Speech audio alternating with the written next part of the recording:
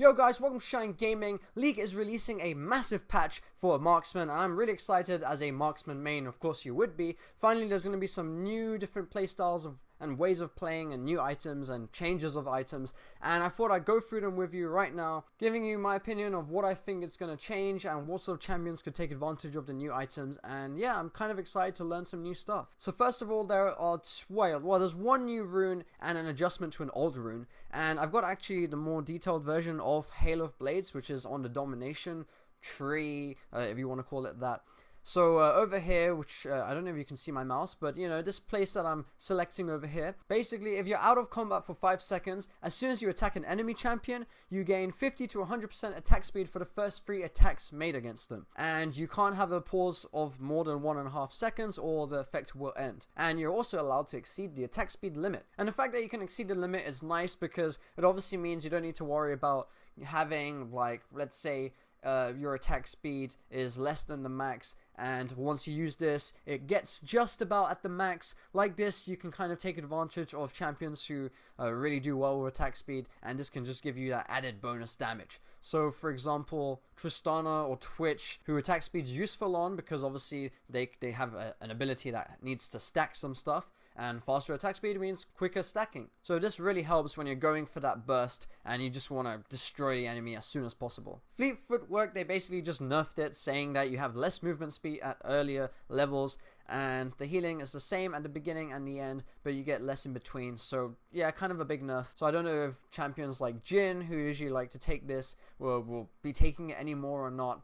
And they'll definitely won't be taking Hail of Blades because attack speed is kind of useless on Jhin. Well, unless of course you're taking into account the damage it gives you. So you know, a bit of exceeding the attack speed limit and getting a bit more damage. But yeah, you don't usually go max attack speed on Jhin. So now the interesting part begins, the items. Now this is kind of huge. This kind of blew my mind. The league we've known for such a long time, of the 2 AD and crit items being Infinity Edge and Essence Reaver, they're finally, well, not finally, they're now not going to be those items anymore. They're not actually going to have any crit anymore, which is very strange. But yeah, so let me just read how much this has changed now. You don't get critical strike chance anymore, right?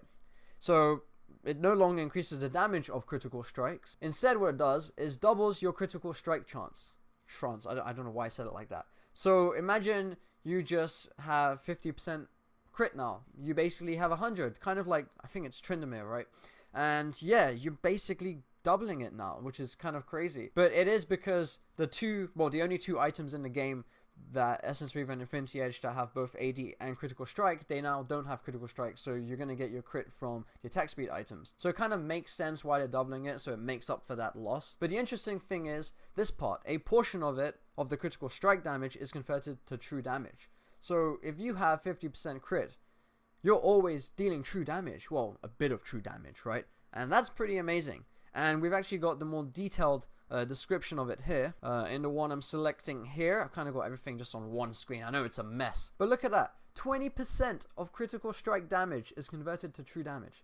That's actually quite a lot. And against tanks and high health champions, this is going to be really powerful. So this, probably you can imagine every ADC having it pretty much. And if the enemy hasn't got many tanks, then maybe you could consider some other stuff. So yeah, I'm looking forward to seeing how it feels to use that item in the game. And before we move on to the next item, Zeal and all its upgrades cost more now. And it also says crit chance won't show up as early in lane. And I think that's either they mean because it costs more, you won't get crit sooner in the game, which makes sense because, you know, getting gold just hasn't changed. The time at which you get gold, just the item cost has gone up, inflation, you know. And unfortunately, Cloak of Agility, which to be honest, until like a year ago, I always thought it looked like a cape. I always pictured it, wait, not a cape, sorry, it is a cape. I know now it's a cape. It always looked like a shield, and even though it says cloak, I just pictured it as a shield for some reason. But it's basically gone, because the thing that it builds into is now been changed and doesn't provide crit chance. That is Infinity Edge, Essence Reaver. I keep mentioning these 2.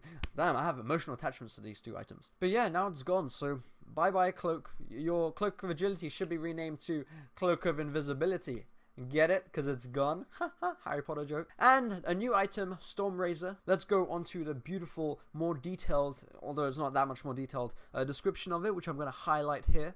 Costs 3.2k gold, by the way. If you want to see that compared to Infinity Edge, Infinity Edge is 3.7k. But it gives you 55 AD, 25% attack speed. So as you can imagine, this is probably going to be a massive item for ADCs that want crit, well, not crit, AD and attack speed. And what this does is, if you haven't auto-attacked in 2 seconds, well, it says attacked for 2 seconds. I don't know if that means an ability is an attack or if it means auto attack. But if you haven't done anything, let's say for 2 seconds, your next basic attack will critically strike. So let's say you have Infinity Edge, you're getting the true damage from critical strike damages. But let's say you haven't got 50% crit, which in reality means 100% crit with Infinity Edge. So you're not doing true damage every single time because you're not critting every single time. But if you have Stormrazor, you basically will guarantee yourself an auto attack which will deal true damage. But you just gotta wait 2 seconds. But that's fine. I'm happy to wait that long. And also when you do critically strike, so basically after 2 seconds of doing nothing, when you auto attack, you're guaranteed to get 35% attack speed and 8% movement speed for 1.5 seconds. Now this is good for champions who want to deal kind of burst and kind of chase after people. So if you're in lane and you have this item as your first item, let's say you auto attack someone, deal a bit of damage, and you want to, you have attack speed, you've got to make use of it. So you're going to keep chasing after them and you have more attack speed, so you can deal damage quicker. And like I said before, for champions such as Tristana that can stack things, this is going to be pretty good on them because yeah, you can get your 4 stacks of your E quicker. Now moving on to the new Essence Reaver. First of all, it costs 3.2k, same as the Stormrazor, gives you 70 AD, 20% cooldown reduction, and 300 mana. Now, basic attacks refund 1% of your missing mana, so the lower mana you have, the more mana you'll get back. And this is nice because you're not dependent on having crit, you can just auto attack when you're in lane and you're bored. And the interesting thing is, it doesn't seem to increase the mana you get based off your AD. So if you have like 1000 AD or 10 AD, it doesn't matter. You'll get the same amount of mana back because it just says basic attacks. So you could have 0 damage, and as long as you're basic attacking, you're getting mana back. So that will be pretty good for champions who use a lot of abilities and need a lot of mana back early game, such as you could say Ezreal, for example. And it's got another unique passive attached to it. After you cast your ult, the next basic attack within 10 seconds grants you Essence Flare for 8 seconds. And what this does is, for that 8 seconds, you gain 30% attack speed. So obviously you want to kind of use it when you're going all in. And each of your basic attacks refund 20% of your remaining non-ultimate cooldowns. Now I think this will be interesting on, let's say, Kaiser. So as soon as you ult, you're right next to them, so you kind of have to go in. You have more attack speed, great. And spam your Q while you're auto attacking, and obviously those auto attacks will make you get your Q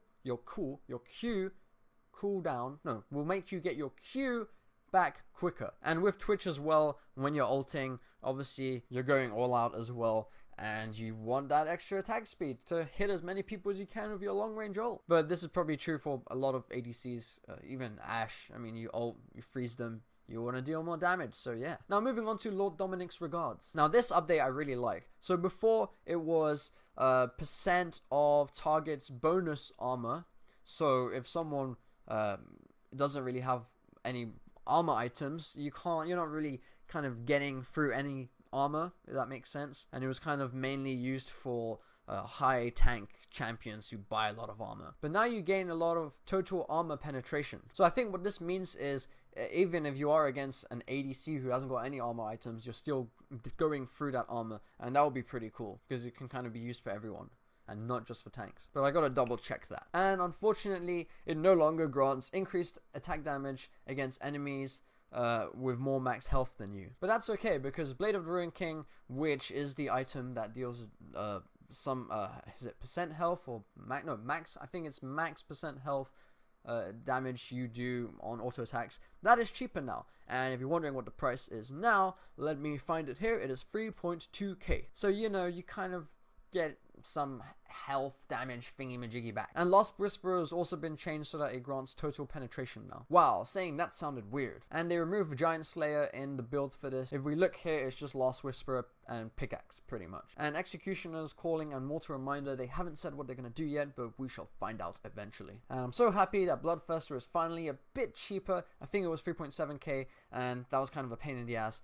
It's only 200 gold cheaper, which is meh, but it's better than nothing. And with Guardian Angel, the new updated updated version, you get more AD, more armor, and it builds out of chain vest instead of cloth armor. So if I show you the build, this is it. You got the stopwatch, BF sword, and this. So while you're building it, you can be a bit more tankier if you want, which is nice. And the AD is 45 AD and 40 armor. And finally, Maw of Malmortius gives you more AD, more magic resistance, and magic damage shield no longer scales with magic resistance.